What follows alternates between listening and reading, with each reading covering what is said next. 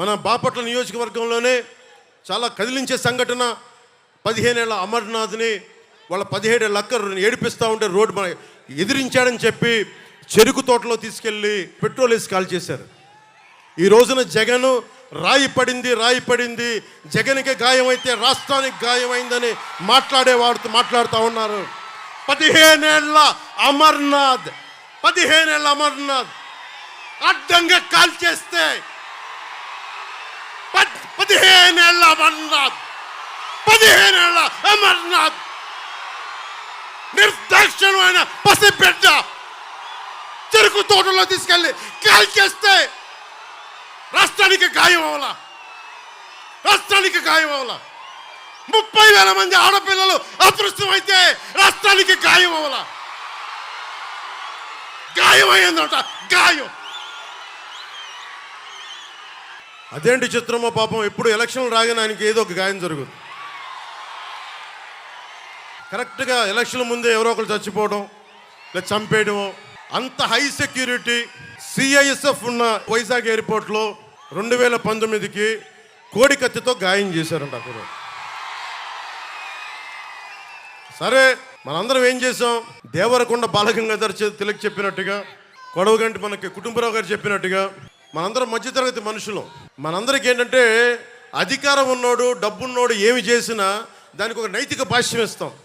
పాపం కాకినాడలో ఉండే ఒక మాఫియా డాన్ను ఎవరిని కత్తితో పొడిచినా పాపం ఆయన ఏ పరిస్థితుల్లో పొడిచారో పాపం చంపేశారు. వైఎస్ వివేకానంద రెడ్డి గారిని ఏ పరిస్థితుల్లో పొడిచారో తెలియదండి మాకు. 30,000 మంది ఆడపిల్లలు అదృశ్యమయ్యారని పాపం జగన్ గారు ఏం చేస్తారండి పాపం. ఇది సగటు మధ్య తరగతి మనం చేసే తప్పు. ఇది మన హక్కులు మనం తెలుసుకోవట్లేదు. జగన్కి గాయం అయితే రాష్ట్రానికి అయ్యా గాయం. జెడ్ కేటగిరీ సెక్యూరిటీ ఏం చేస్తుందా? మీ జెడ్ కేటగిరీ సెక్యూరిటీ చూసుకోరా మీరు?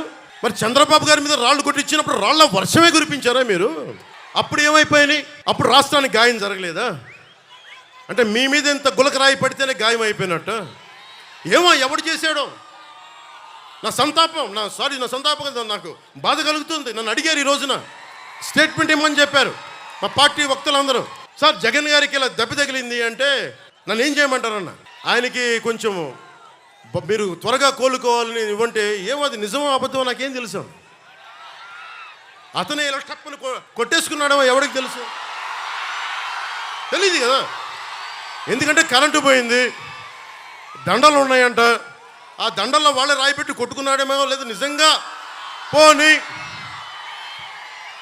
ఒకసారి నాన్నా పులి కథలాగా ఒకసారి చెప్తే బాగుంటుంది.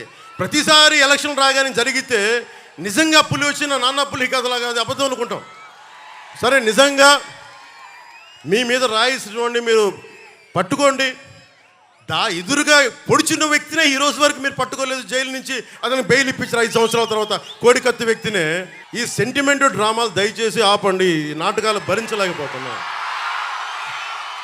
భరించలేకపోతున్నాం. నేను వచ్చేటప్పుడు నా మీద బోల్డెన్ రాళ్ళు పడతా ఉంటాయి. మనకి పిఆర్పి టైంలో నేను ఖమ్మం వెళ్తూ ఉంటే నా మీద రాళ్ల వర్షం. మా వాళ్ళందరికీ మోకాళ్ళు ఇరిగిపోయినాయి, నాకు ఈపుల మీద రాళ్ళు పడ్డాయి. ఆ రోజున చెప్పుకోవడానికి మీడియా కూడా లేదు. మొత్తం కరెంట్ ఆపేశారు రాజశేఖర రెడ్డి గారి ప్రభుత్వం. బట్ దెబ్బలు తిని మేము వచ్చాం. నా స్టేజ్లు కూల్చేశారు. కాదు, నేను ముఖ్యమంత్రి కొడుకుని కాదు కదా, ముఖ్యమంత్రిని కాదు కదా. మన కథలు ఎవరికి తెలియవు.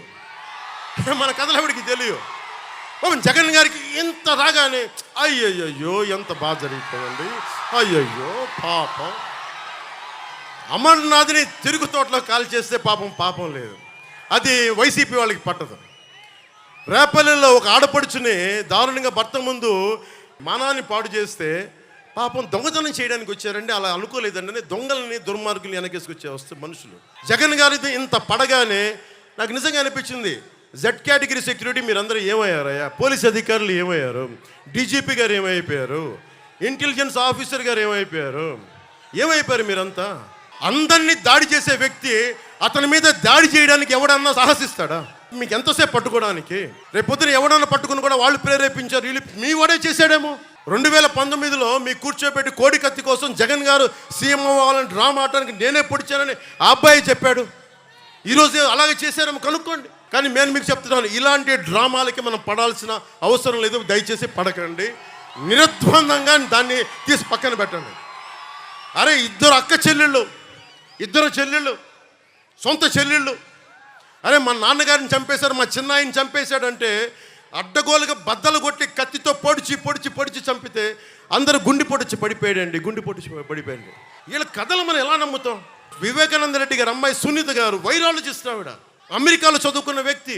నా తండ్రిని చంపేశారు, నా తండ్రిని చంపారంటే ఒక్క పోలీస్ అధికారి దాని మీద మాట్లాడు. CBI central bureau of investigation వస్తే కడపలో కోర్టులోకి వెళ్ళనివ్వరు వాళ్ళని. ఇంత దారుణంగా ఉంటే మనందరం కూర్చొని చేతులు ముడుచు కూర్చున్నాం. మనకు పౌరుషం చచ్చిపోయింది, మనందరికి చచ్చిపోయింది.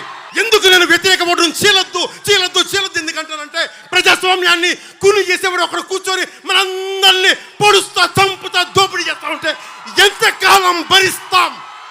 ఎంతకాలం? సుగాలి ప్రీతి 14 ఏళ్ల బిడ్డని స్కూల్కి వెళ్తే 10 మందిని నాశనం చేస్తే దాన్ని పట్టించుకోడు ఎవడు. జగన్మోహన్కి బొక్క పడితే, చిన్న గులకరాయి పడితే రాష్ట్రం అంతా ఊగిపోద్ది. సగటు మనిషి బాధ మనకి తెలియదు, సగటు మనిషి బాధ మర్చిపోయాం. నిజంగా నాకు ఆవేదన ఉంది, ఏడుపు వస్తుంది. తప్పు జగన్మోహన్ రెడ్డి కాదు, మనదే.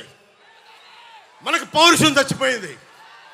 ఇందాక తెనాలో చెప్పినట్టుగా దాస్యం చేసే కంటే కూడా చచ్చిపోవడం మేలు.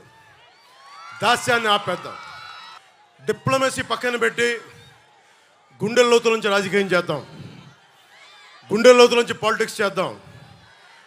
మనం ఎవరం కులాలకి ప్రాంతాలకి దాటి గుంటూరు వినుకొండలో పుట్టిన జాషువా ఆయన స్ఫూర్తితోటి విశ్వనరుడి స్ఫూర్తిని తీసుకెళ్తే తప్ప ఈ ప్రభుత్వాలని మనం మార్చలేం. నేను మీ ఇంట్లో బిడ్డని, మీ సోదరుణ్ణి, మీ ఇంట్లో వాడిని, మీ స్నేహితుడిని. మీరు నన్ను నమ్మి కూటమిని గెలిపించండి, ప్రాణాలు దారపోసేస్తాను మీకోసం. 10 సంవత్సరాలు ఏ పదవి లేకుండా కేవలం తిట్లుని బూతులనే తింటూ గడిపాను. ఒక్కసారికి చిన్నపాటి విజయం చూపించండి. జనసేన, పవన్ కళ్యాణ్, తెలుగుదేశం, బీజేపీ కూటమి ఎలా పనిచేస్తో ఒకసారి రుచి చూడండి. బూతుల వైసీపీ, దోపిడీ వైసీపీ కాకుండా నిర్మాణాత్మకంగా ఉండే కూటమి ఎలా పనిచేస్తో మీకు అండగా ఉంటుందని తెలియజేసుకుంటూ, hello AP, hello AP, hello AP, జై హింద్.